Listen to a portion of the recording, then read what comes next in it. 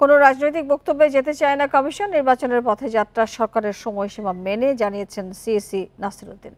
সকালে ইউএনডিপির সরঞ্জাম সহায়তা প্রদান অনুষ্ঠানে এসব কথা বলেন তিনি। জানান, কাল শুরু হয়ে ভোটার তালিকা হালনাগাদ হবে ৬ মাসে। মাঠে কাজ করবেন ৬৫,০০০ কর্মী। এ নিয়ে আলোচনা করতে রাজধানীর পল্লবী থেকে আমাদের সঙ্গে যোগ দিচ্ছেন নির্বাচন ব্যবস্থা সংস্কার কমিশনের সদস্য জেসমিন টুলি। জেসমিন টুলি, আপনাকে স্বাগত জানাচ্ছি। যেটি জানতে চাই যে বাড়ি বাড়ি গিয়ে ভোটার তালিকা হালনাগাদ করা এখন কেন জরুরি হয়ে পড়লো আসলে? আপনাকে অনেক ধন্যবাদ। কমিশন এবার যেটা টাঙাইছে, খসড়ার পর ওনারা পুরো বাড়িতে যেয়ে আসলে আমার কাছে মনে হচ্ছে ভোটার তালিকাটাকে ওনারা একদম পুঙ্খানুপুঙ্খ ভাবে পরীক্ষা করে যাচাই বাছাই করে শুদ্ধতা যাচাই করার জন্য আসলে মূলত যাচ্ছে।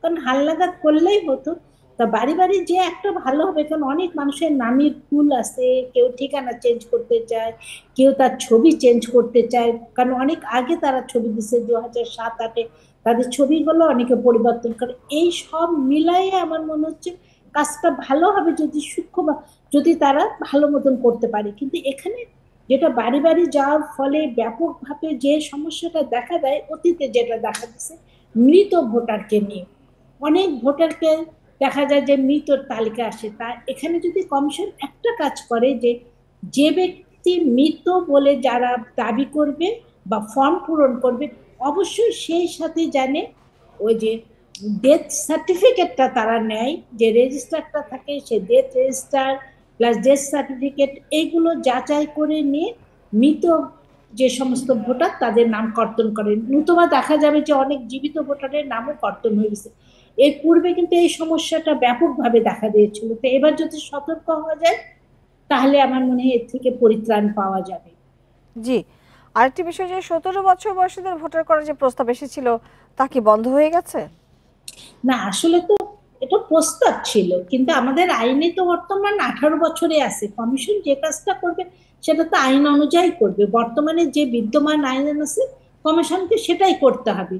আর যেটা প্রস্তাব করা হয়েছে বা সুপারিশ করা হয়েছে, সেটা যতক্ষণ না আইনের মধ্যে অন্তর্ভুক্ত না হচ্ছে, ততক্ষণ তো কমিশন এর উপর কাজ করতে পারে না। ঠিক কেন জরুরি হয়েছে বলে আপনি মনে করেন? কি 17 বছর বয়স করার জন্য? জি। না, এটা 17 বছর করার জন্য জরুরি আমি তা বলছি না। এটা সংবিধান সংস্কার কমিশন হয়তো প্রস্তাব দিচ্ছে। আমরা যে ইলেকশন রিফর্মস কমিশনে ছিলাম, আমাদের প্রস্তাব 17 বছর না, কিন্তু এটা মানে সংবিধানে ওই কমিশনের সুপারিশ। এমন হতে পারে যে আমাদের দেশে সেই ক্ষেত্রে অনেক আইনে আসলে 18 বছর পর্যন্ত শিশু দেখানো আছে। শিশুর সংখ্যা কিন্তু 18 বছর পর্যন্ত। সেই জন্য তাহলে ওই আইনগুলো সংশোধন আনতে হবে। এখানে প্রয়োজনীয়তা দেখা যায় না, হয়তো তারা কি চিন্তা থেকে এখানে বয়স কমাইছে যায় না। তাহলে আমাদের ওই জি, আইনগুলো সংশোধন করতে হবে মূলত আসলে। নির্বাচন ব্যবস্থা সংস্কার করতে কত সময় লাগতে পারে বলে আপনি মনে করেন? এর সঙ্গে নির্বাচন কমিশনের কাজের কি কোনো সম্পর্ক রয়েছে বলে আপনি মনে করেন? আসলে নির্বাচন কমিশন অন্যের সাথে সংস্কার কমিশনের অনেক সুপারিশে যা কাজ করার মতো। যদি যদি আমাদের বর্তমান সরকার, অন্তর্বর্তীকালীন সরকার যদি এইগুলো রাজনৈতিক দলের সাথে বসে, আদার্স স্টেকহোল্ডারের সাথে বসে যদি সুপারিশমালাটাকে চূড়ান্ত করে অর্ডিন্যান্সে রূপান্তর দেওয়ার পরে কমিশন এইটার উপর কাজ করতে পারবে। এবং অনেক অনেক জায়গায় এই সংস্কার কমিশন সুপারিশ করেছে, যা ইলেকশন ম্যানেজমেন্টের জন্য সুবিধা হবে।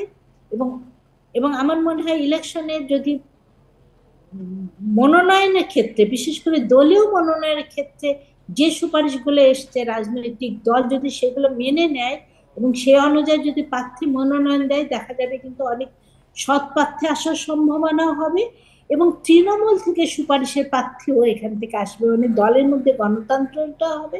এবং আমাদের ইলেকশনের এছাড়া আছে যে জি, যোগ্যতা অযোগ্যতা জায়গায় অভিযোগ ম্যানেজমেন্টের উপর আছে, অনেক জায়গায় আসলে সংস্কার কমিশন কাজ করেছে। জি, জেসমিন টুলি, আপনাকে অনেক ধন্যবাদ আমাদের সাথে যুক্ত হয়ে বেশি কথা বলবার জন্য।